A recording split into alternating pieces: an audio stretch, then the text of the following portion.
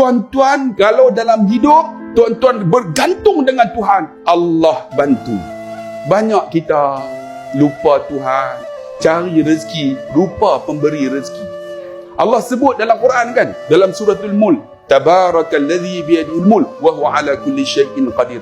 Alladzi khalaqal mauta wal hayata liyabluwakum ayyukum ahsanu amala.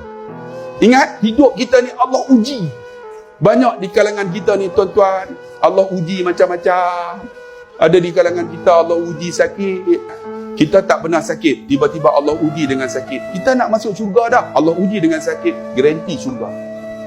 Jangan susah hati. Kan? Kita tak pernah sakit, tiba-tiba Allah bagi kanser. Kita dah duduk syurga nombor 3 dah kot.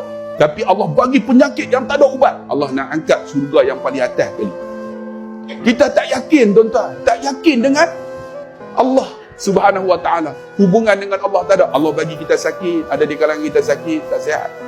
Tapi kita terima seadanya. Saya pernah jumpa seorang makcik, dia tak pernah sakit. 2 tahun sebelum dia nak meninggal, kena kanser otak. Kena kanser otak. Saya jumpa dia reda sungguh lah.